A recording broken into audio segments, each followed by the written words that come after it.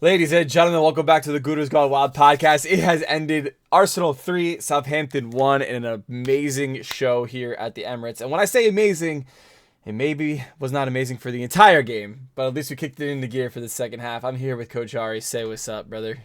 What's up? What's up? So let's talk about this Southampton game because this game was an interesting one. Yeah. We had a dominant first half performance. Possession was going crazy. We were shooting probably once every 2 to 3 minutes on Ramsdale's goal, and we just couldn't find a breakthrough. Then obviously Southampton takes the lead like I think 5 minutes, 10 minutes after halftime in the second half through Chris Archer. Great finish. Cameron Archer. Sorry, but Yeah. great finish. But then we were able to respond back with I believe it was Kai Havertz. Kai Havertz, and then Martinelli, and then who was the third goal scorer? Saka, of course. Yes. So let's dive into the game. Let's talk about the first half. How were you feeling in the first half? I thought after the first half we were to come right out in the second half and bag a goal right away, but obviously we were wrong. How did you feel about that first half performance? Yeah, I mean that's exactly how it looked. I mean, to everyone, we were completely dominating the game. We were all over them. We had all of the chances created. We had all of the possession. So the only thing that was left to look for was a goal, and we couldn't find the back of the net for the entire first half. So a little bit frustrating. And then we come out in the second half, and we're the first ones to concede. We're the first ones. This is the first time we've gone behind all season, so this is our first comeback technically because we've scored first pretty much every game so far this season. Mm-hmm. So this is our first time coming from behind. And there was a period of time within that second half where he was looking a little sketchy, but we managed to hold on barely. But how did you feel about the first half performance? Very dominant display. Yeah, very dominant display. I think it was kind of unlucky that we didn't get a goal. We were obviously knocking on Ramsdale's door, trying to find that breakaway. I will say Ramsdale did defend set pieces really well today. Mm-hmm. I think that kind of helps out that he was a part of the Arsenal faithful just not that long ago, and he kind of knows our dark arts a little bit. I was kind of bummed Ben White wasn't playing because I wanted to see those two clash together in the box. Really disappointed, or not disappointed, but really frustrating that we didn't get anything in the first half because I think we definitely deserved a goal in the first half. I think Partey at right back was. I was gonna say, how did you feel about the heavy rotation? Was really good. I think the heavy rotation was nice. I would like to see Mikel Merino a little bit more. I want to see him start. I think he is back a little bit early compared to what he initially was kind of slated to be out for. So I know there's no rush with him, but I enjoyed seeing what I saw on the pitch today. I think. Like I said, I think it was a solid first half. I think it was the Arsenal that we were all used to seeing. And to the commentators' credit, they even said that this is even like a different Arsenal than what we saw. That we're seeing a little bit more. We're taking it to the opponents right away instead of trying to build up the game. And we were trying to fire right off the bat. So I liked what we saw a lot. And then we have the Archer goal, of course. Completely against the run of play. Yeah, completely against the run of play. Sterling decided to join a varsity diving team and decided to just throw himself on ground, lose the ball, and then, of course, counterattack. Archer scores. Let's talk about Sterling a little bit. How are you feeling about his performance today? In the first half, I felt like he played pretty well. He did well making runs and finding penetrating runs, and his services were maybe a little lackluster. I think his decision making a handful of times just took a second or two too long when he should have played the ball like that much sooner. But overall, I don't think he was poor, at least in the first half. I think in the second half it was a lot poorer. I think he got dispossessed a handful of times, or there were opportunities where he got in behind. He made a good run and he got in behind, but he took a second too long in his decision making, and then he was either tackled or the cross was blocked. So just a little bit faster decision making from him, I think, and we could have seen maybe an assist from him or a little bit more of an impact. But overall, I didn't think it was the worst performance, but I don't think it was the best. And obviously, like we said, I think he was somewhat at fault for the goal we conceded because um, there was no reason for him to lose possession there if he gets the ball off of his feet within a second or two instead of dallying on it. So, Yeah. what did you? How did you feel about his performance? I honestly not gonna beat the bush too badly. Mm, I agree with you 100%. I think he made some really promising runs in the first half. I think he was very unfortunate to not have gotten one of the goals that should have came in that first half. mm, Um, I'm not a big fan of him throwing himself to the ground though. I think we saw it like 3 or 4 times this game, and I'm not a big fan of that. I'm all for gamesmanship. I'm all for like if you feel a little bit of contact, go down. You know what I mean? But mm, trying to deceive the ref like that, I think we're trying to move away from that. And you see that refs aren't keen to fall for it anymore. mm. So I would like to see him kind of try to stay up. I think there was one time where he tried to dribble around Ramsdale, and I think he didn't feel like he was going to be able to get to the ball in time, so he kind of threw himself to the ground. Yeah, And I think if he would have just stayed up, I think he would have been able to get there and at least put a shot on target or something like that. But just give mm. yourself that chance, you know. Yeah, Don't just fall down. I'm not a big fan of that. yeah, But other than that, I think he did look sharp first half, and second half you could tell that maybe his fitness just isn't quite there, or maybe he's just not quite ready to be that full 90-minute player yet. But yeah. I do think he is fully to blame for that goal that we conceded. But we were able to I mean, the remedy it. defending could have been better. I The think. defending could have been Yeah, better. I think yeah, Gabriel was really caught out of position, and Saliba was kind of left all alone, and he had to kind of shift him into that one like diagonal lane. I feel like that's the one weak point of Saliba's game is he doesn't really quite know how to. Like sometimes he gets caught in should I press up or should I cut off the lane, and then it ended up just being just like he's stuck just in stuck in between. between. Yeah, Yeah. So like I his no think that man's land. I think that is one of his weaker points. Obviously, it only comes out Mm. every once in a while. The dude's still a Rolls Royce. He's still probably one of the best center backs in the world right now. Yeah. But Did you see Rudiger actually spoke on it? He spoke on he was speaking on who he thought the best center backs in the game, like at the top of their game currently, and he said both Saliba and Gabriel. oh wow, I like Yeah, yeah, that. That's huge. yeah, That's yeah. huge. They're trying So he's because they're both trying to be linked to Real Madrid, so he's trying to tap them up. oh okay, he's trying to get in there. Okay, I see. So then let's talk. Not very much longer after that. I mean, we all thought we might have been in for a really long morning. Mm. But then Kai Havertz, breaking Immediate response. immediate response. Immediate response. Yeah, Again, 7 goals in 7 home games for Kai Havertz. That equals Arsenal's record of the amount of goals scored consistently at the Emirates, and it has been it's looking like he's turning into quite a baller.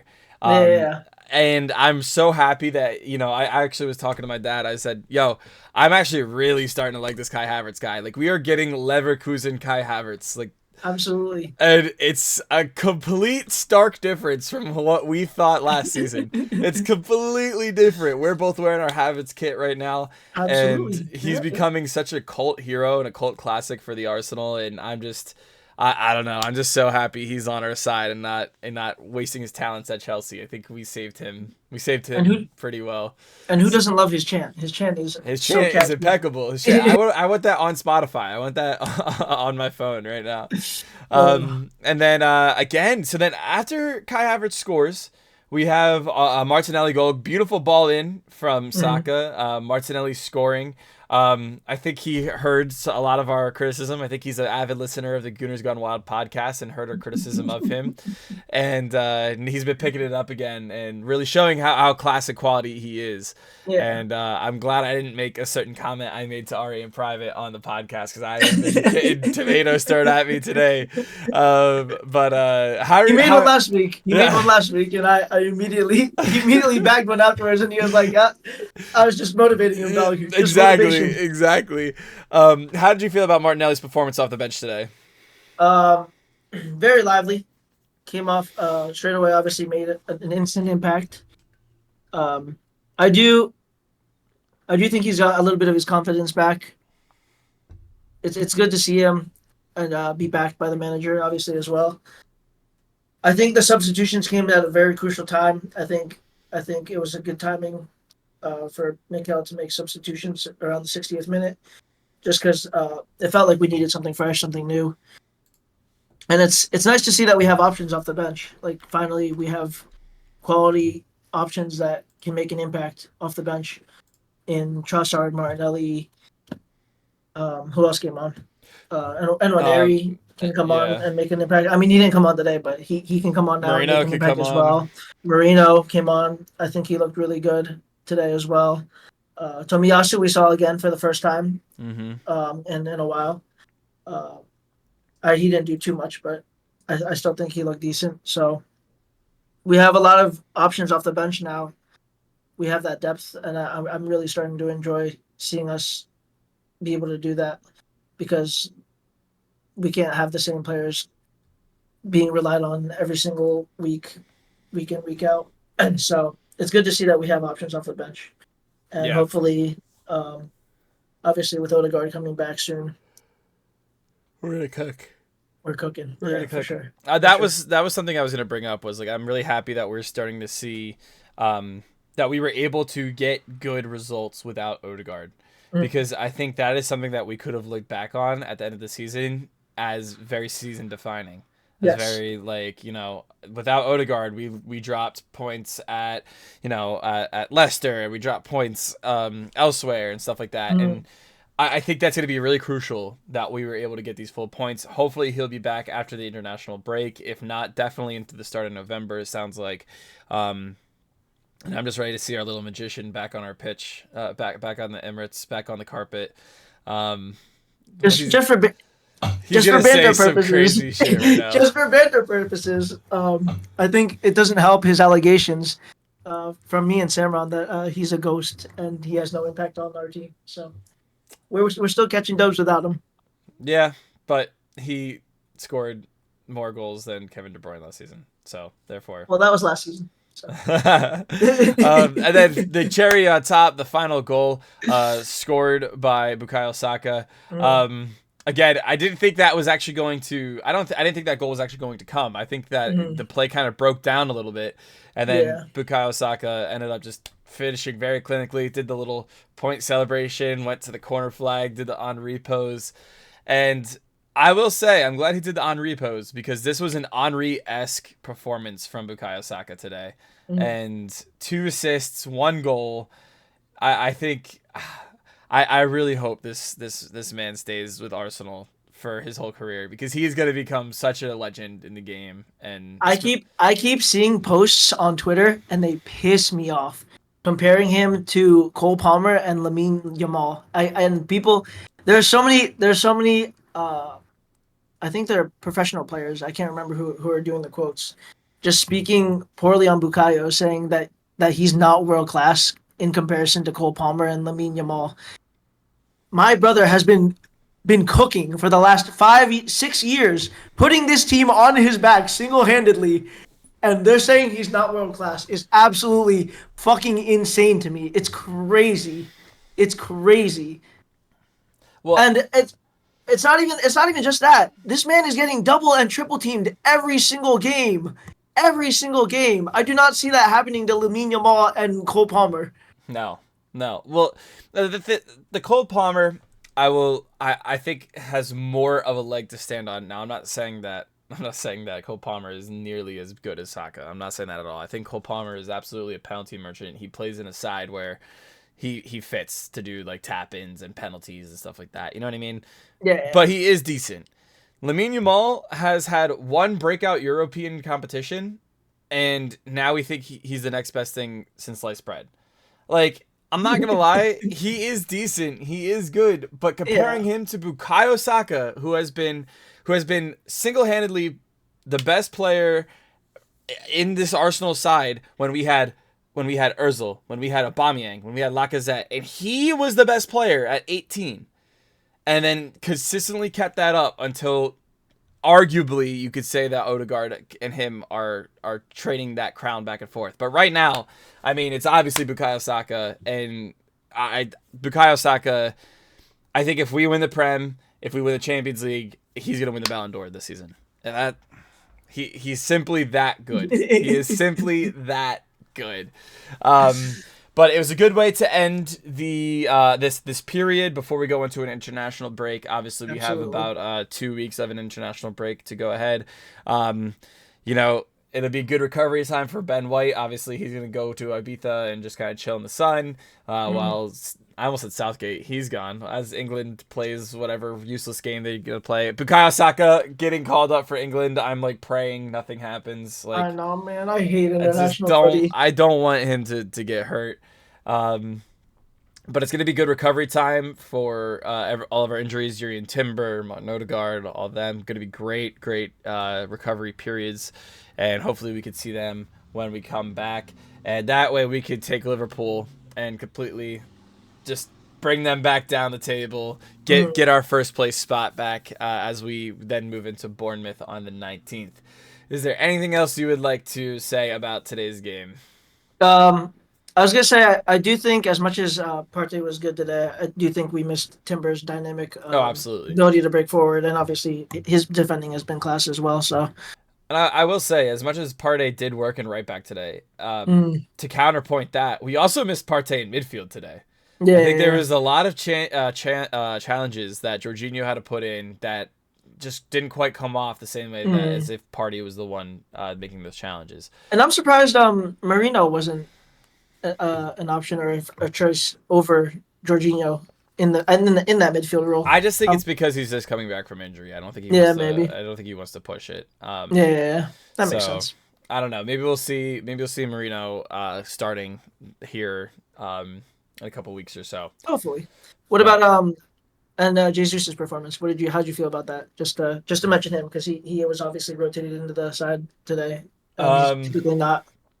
I definitely think Kai Havertz is the right option up top. That's Yeah, what I'll yeah, I say. agree. I I think Kai agree. Havertz is the right option. I think Jesus is not making good arguments for himself right now. Mm. I think I'd much rather see him be a substitute for either Saka or Martinelli or Trossard on the wing. I was thinking the same. When Yeah, when they push him out to the wing, he looks really good. When he's I down the think so too. middle, I just want to like rip my eyes out because like Uh, how he's not standing on a penalty spot as a striker, just waiting to receive a cross into the box and just tapping it in. Like how you're not doing that as a striker just infuriates me. uh, Um, I don't know if that's just because like I don't know. It's just yeah, infuriating. yeah. I think he lacks a certain dynamism that Kai lacks, just because he has obviously Kai has the size and um, just the way Kai makes runs into the box is a lot different than Jesus, and I think Jesus is just a lot more of that the craftier player. So I think putting him on the wing and isolating him with a defender and having him dribble is where he's most suited and most dangerous, and that's not really a center forward's role Mm, within our system. At least our center forward typically needs to win aerial duels and has to be better in hold up play. And I don't think Jesus is terrible in the hold up play, but I think he's more suited to a winger position, like you said, where he's dribbling and he's attacking players. And yeah, yeah, I think I do much prefer Havertz over him in the center forward role. So, yeah, agreed. but I don't think he was too bad today. I don't I don't think. think he was bad. Yeah, yeah, I just I don't know. I don't think yeah, I yeah, see him leading. It's the number 9 curse. Like he's kind of giving me the same vibes that Lacazette gave me a little bit. Like yeah, he yeah, I is feel that. like he could be world class. He absolutely could, but he's got to finish. He's got to Yeah, I don't think he's been involved in a goal in a minute, and I would like for that to change. But yeah. um, also Ramsdale with a warm reception into the Emirates today. Shout out Aaron Ramsdale. Always love for him. Oh, Yeah. always love for him. He did come out with an interview that I think actually released right before the game, saying that he was really upset that whenever Arsenal like conceded a goal or whenever something bad happened to Arsenal, the camera would pan to him, and Really? he even Huh. said he'd be like he would get texts and phone calls from his wife saying like, "Hey, you were on the TV 5 times today." And he didn't like that because they were like the media made it such a bigger deal than it was supposed to be. He Uh, said that they took his words and ran with it, and he as much as he wanted to stay at Arsenal, and he even said he texted David Seaman about the contract, saying how he wanted to be like him, and then unfortunately he was out of the team like 2 months after that. mm, Um, he was like, "There's nothing but love and respect," and he's just upset that the media took it, like blew it way out of proportion. Because Yeah. apparently David Raya was like the first person to text Ramsdale when he went to Southampton, saying like, good luck, brother, like Yeah. wishing you the best, and there's no bad blood for Arsenal. Goalkeepers And, Union. yeah, there's no bad blood from from Ramsdale towards Arsenal, which I wish we could say about other former Arsenal players. Joe fucking Willock, you piece of shit. Anyway, with that being said, we will see you guys actually next week at the NYC Cannon Cup. Remember, go show out if you guys want to meet us at the NYC Cannon Cup. Go show us some love. Go show them some love. Make some donations if you're able. Good cause. Good it's cause. a great cause. Gooners Free Cancer. And we will see you guys all after the international break. Take care. And as always, come on, you Gunners. come on, you Gunners.